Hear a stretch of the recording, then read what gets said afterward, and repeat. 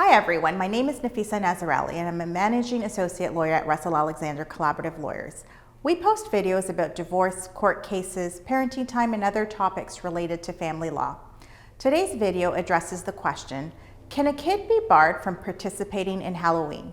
For kids, Halloween is often a joyful time of exciting, spooky fun, dressing up in costumes, staying up late, and roaming the neighborhood streets with friends.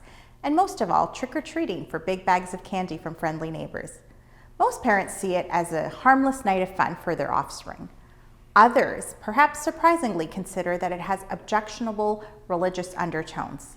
It stems from that fact that, according to Wikipedia, some historians believe it stems from ancient Celtic harvest festivals and may have pagan roots, while others view it as a Christianity-based holiday. This means that in some separated and divorced families, the question of whether kids should participate in Halloween can become yet another frontier of disagreement and discord.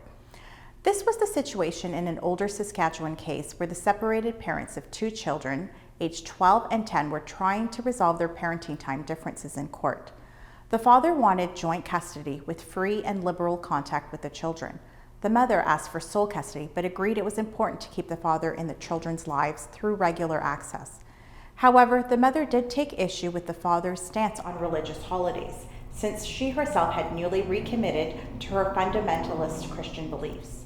These principles did not allow for the celebration of Christmas, Easter, Halloween, birthdays, or other pagan ceremonies.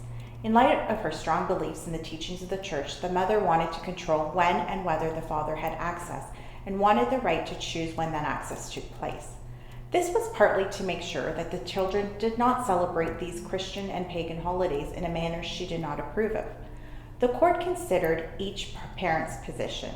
On the main issue of custody, the court ruled that in light of significant differences and disagreements between the parents, joint custody was simply not workable for them.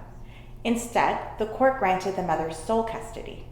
On the issue of religious and quasi-religious celebrations, the court struck a balance that nonetheless meant the children were to be excluded from Halloween, precisely due to its apparent pagan underpinnings. Specifically, the father was allowed to have the children participate in his own Christian holiday celebrations, only Christmas and Easter. The court reasoned that under these circumstances, it would certainly not harm the children to be exposed to mainstream Christmas and Easter celebrations that were commonly celebrated in their community. Indeed, it would not be in their best interest to shelter the children from them. However, this was only if they were willing. The father was not allowed to force them to participate in his celebrations, nor was he allowed to try to dissuade the children from adopting the mother's religious beliefs. Also, if the father's access happened to fall on one of the mother's church holy days, then he had to accommodate a switch to another day. Halloween was another matter. The court accepted the mother's position that it had a pre-Christian pagan genesis that was untenable to her own beliefs. In light of the children's ages, the mother's firmly held beliefs on the issue, the court ordered that the father was not to permit the children to participate in trick-or-treating. That's it for today's video. Please give this video a thumbs up, share your thoughts in the comment section, and don't forget to subscribe. Thank you for watching.